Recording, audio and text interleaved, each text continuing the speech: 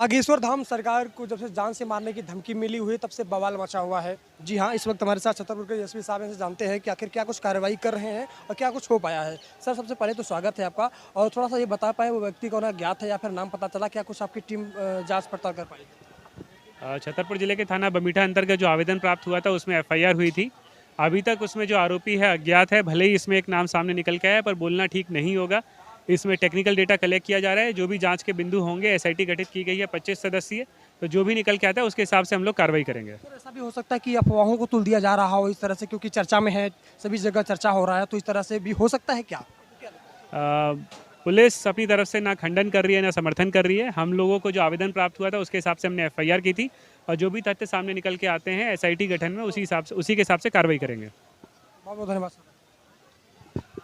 जब से जान से मारने की ये धमकी मिली हुई है, तब से बवाल मचा हुआ है और जो उनके भक्त हैं वो भी आक्रोश में हैं। प्रशासन अपना काम कर रहा है, लेकिन ये मेन स्ट्रीम मीडिया में भी बार बार को दिखाया जा रहा है और इस वक्त पूरे देश में जो चर्चा का विषय बने हुए हैं कि आखिर बागेश्वर धाम सरकार कैसे चमत्कार कर लेते हैं। और जब जहाँ चर्चा होता है वहीं पर धमकियाँ दी जाती हैं, जैसा कि श्याम मानव को भी सुरक्षा प्रदान कर दिया गया। उन पर भी जो है कि लग रहा था कि उन पर कोई हमला हो सकता है, इस तरह से उनको भी सुरक्षा दे दिया गया है। लेकिन बागेश्वर धाम सरकार पर जो आरोप लगे हैं उनका भी खंडन लगातार किया जा रहा है। प्रशासन सजग है कि जो धमकी मिला है और जो अज्ञात व्यक्ति है उसका जांच किया जाए, और जो सही बात अगर होगी तो निश्चित रूप से उन पर कार्रवाई की जाएगी। और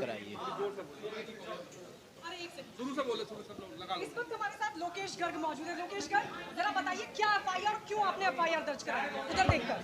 जी, हमारे पास 22 तारीख को रात्रि में 9:15 पर एक नंबर से कॉल आई, हमने रिसीव की। उन्होंने कहा धीरेन्द्र जी से बात कराएंगे। हमने कही कौन धीरेन्द्र जी से? बोले बागेश्वर धाम वाले धीरेन्द्र कृष्ण शास्त्री जी से बात कराइए। हमने कहा हमारी पहुंच नहीं है बात कराने की और हम बात नहीं करा पाएंगे। बोले तो उन्हें धमकी दे करके मुझसे कहा कि उनकी 13वीं के लिए सामान की तैयारी करना। हमने कहा क्यों करना और आप कौन बोल रहे हैं? तो उन्होंने कहा हम अमर सिंह बोल रहे हैं। हमने कहा आप ऐसा क्यों कह रहे हैं? तो उन्होंने कॉल काट दिया। हम 4-5 लोग बैठे थे साथ में, हमने निर्णय लिया कि इसका क्या करना चाहिए। तो सभी लोगों ने हमको सलाह दी कि इसकी एफआईआर दर्ज करिए, एक ही बार करिए। आपको क्या लग रहा है, क्यों किया जा रहा है, क्या मकसद हो सकता है ऐसे धमकी देने? इसका मकसद यही है, महाराज जी सनातन धर्म से आगे झंडा लहरा रहे हैं, उसमें लगे हुए हैं, तो उसके लिए षड्यंत्र बना करके मतलब साजिशें की जा रही हैं। अब इस नंबर एफआईआर में डला हुआ है जी। पुलिस ने कहा है बहुत से जल्दी, हमें उन पर भरोसा भी है। उन्हें 24 घंटे का समय दिया, 24 घंटे में इसका निर्णय लेके निकाल के बताएंगे। चचेरे भाई हैं जी। नहीं, अब होगी महाराज जी से बात। अभी आए हैं, अभी तो आप लोग के सामने ही खड़े हैं। अब जब से आए आप लोग साथ में ही हैं महाराज जी के जी। नहीं, कुछ काम से हम गए थे कहीं तक, अभी आए हैं। जैसे ही महाराज जानकारी लगी महाराज जी आ गए धाम पर, इसके लिए आए।